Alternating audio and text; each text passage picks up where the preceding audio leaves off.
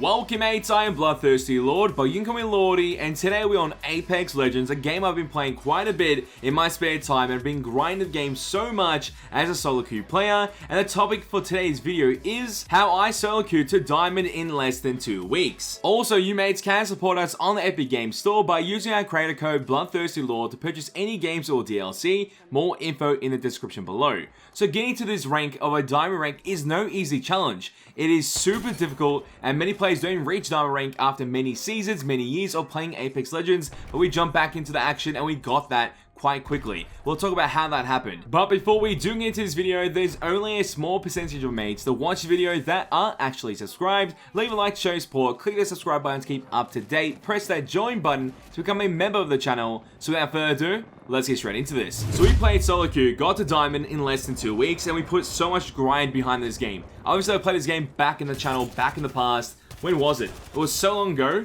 when it first came out, like pre-season / season 1 is when we started playing the game on the channel. Then we stopped playing it, and then we came back in season 7, and then in the second split I decided to play and got my rank of Diamond. And you'll be able to see that in the gameplay highlight right now. There should be an icon highlighting what my current state is before this season actually is complete, alongside some Bangalore gameplay that I just got in casuals just not long ago. So that's something to keep in mind. So we're going to talk about some strategies that I did use in order to reach my rank of Diamond in season 7 in the last split in 2 weeks. So let's talk about that. So some mechanics that you should generally know about is looting. Looting mechanics should work in nearly every game that has like a BR or Battle Royale or survival mechanic. They usually have a looting mechanic. Understand how to utilize that so you can quickly switch between items, but also quickly pick up body armor as well, so you're able to get that armor health increase during those crazy gunfights. So understanding that is like the bare bones that you should know within the bronze / silver rank. They'll help out with those gunfights. Alongside general awareness as well, understanding the map, what the map has, what you can use to advantage during the map, what is high ground, what's low ground, how you can play the map, alongside random team comps, because obviously you have random players on your team with different team comps, and that gives you different advantages in that match as well. And also having the state in mind that every time you shoot, there's a chance there's going to be a third party incoming.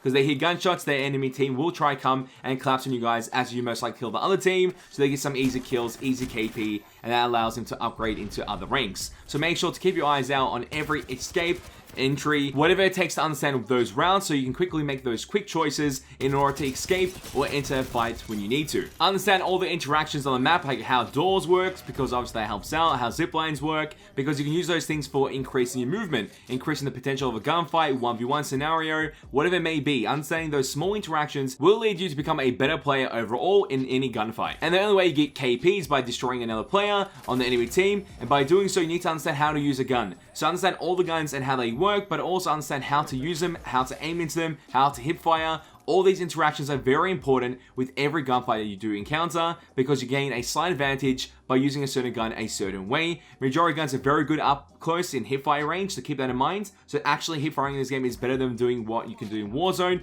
Warzone hipfires aren't the best unless you have certain perk builds alongside that, or certain guns. With the majority of the guns in this game, they work really well with hipfiring, so keep that in mind. So other characters do move more than others, so when you're in your gunfights, make sure to lead your shots, but also get ready for them to strafe, because people like to strafe in this game horizontally, so keep that in mind as a way to pretty much dodge shots. But also if you can lead your shots in a certain way, you'll be able to land your shots as they're strafing and get those easy kills. And use your cover to your advantage, use your walls to your advantage, use whatever you can in the battlefield to your advantage at all times. Another element of gaming that I do enjoy is movement. Every game has certain movement styles that you need to learn in order to abuse that movement in the game. And this game has quite a bit of it. Quite a bit to learn, but it is so easily learned, and it can lead to your gameplay just going completely crazy in every match just because you understand how the game works, and you can use all the mechanics that you know to your advantage in every fight. And that is just being overall movement. There's bunny hopping or sliding, climbing mechanics, wall climbing, wall bouncing. There's so many mechanics that you can utilize to your advantage in every fight, and it needs to be taken into account when going to those fights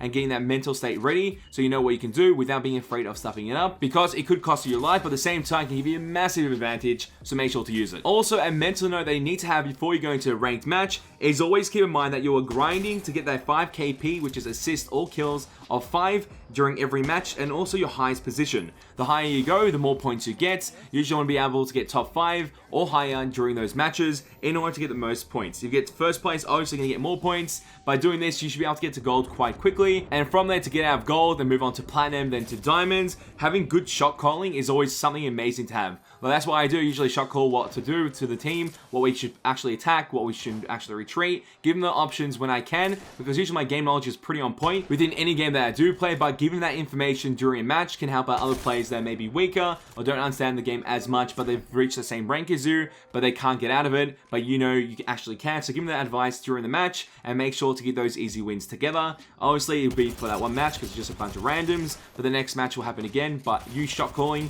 can always give you that chance of actually winning games to a high percentage, because when you shot call, majority of the time your team will actually follow it and try and go for that kill no matter what. So that's why I enjoy. I usually shot call and also do a lot of movement in any game that I play. It's just something I usually do. But if you are a person that does too much of that, or too much movement, or too much of shot calling, there's usually a teammate on your team that isn't a random matchup. They have a lot of voice comms, a lot of communication in the game, and they will end up giving the shot calling during the match. It just happens naturally. Just support them in their plays and see what happens throughout each outcome. And if it works out well, that means it's a good sign to keep on playing and keep on destroying. Watch that shit, bro.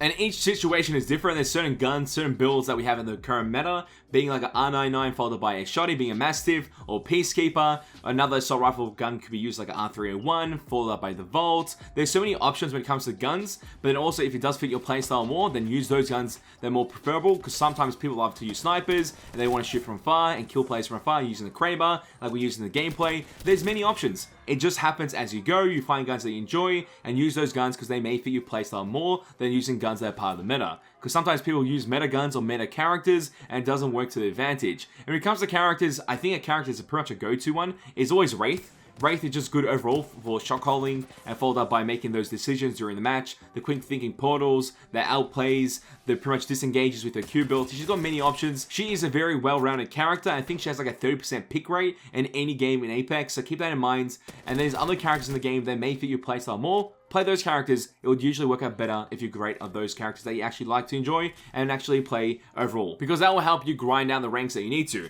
But having all this knowledge that I've gained during my matches, obviously I can highlight right now what goes through my mind. I don't think there's anything else. Just grind as much as possible. You'll lose some, you'll win some. It's bound to happen, but always try to bounce back or take breaks when you need to before coming back to the game, so you can grind out those ranks to get to that rank that you need and deserve. But also every gunfight is different, so understand each situation, how to outplay it, how to utilize your skills during each fight, and make those quick choices during the fight to give you that advantage that you need to win the opponent and move on to the next team. And you just keep going.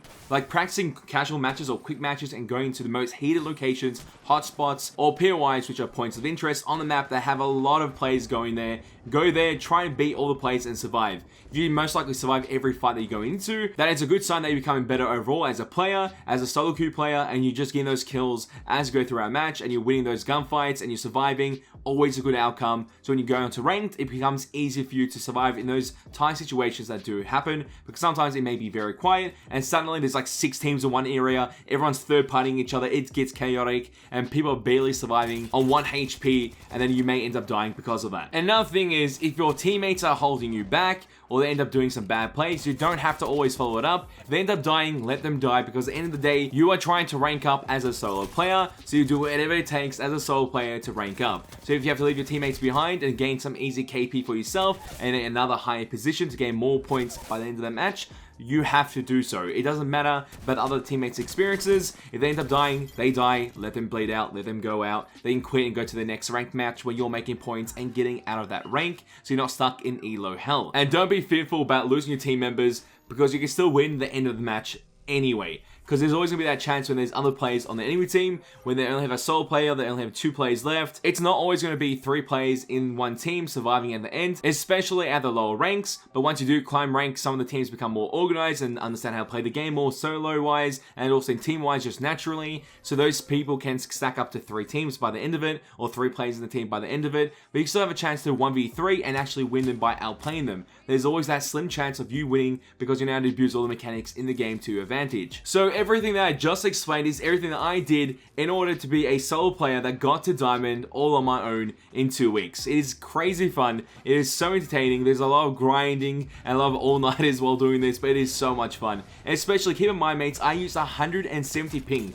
So I was playing a super high ping because I had to play in other servers since the Australian scene of Apex is kind of dead. There isn't anyone playing ranked in Australia, so I had to go to Singapore, go to Tokyo, and I get crazy lag spikes, and it's just crazy enough versing players that have 0 ping, and then myself having 170 ping. Those gunfights can go really good or really bad during some of those matches. But mates, tell me your opinions and thoughts in the comment section down below. What do you think about Apex Legends? Are you still playing it? I'd love to know in the comment section down below. And is it a hard rank to get diamond? Because it does take a bit of time. Have you reached diamond? Tell me your opinions and thoughts in the comment section down below. And as always, mates, it's a pleasure to have you guys on the channel as we go through this, and I'll catch you mates next time. Bye.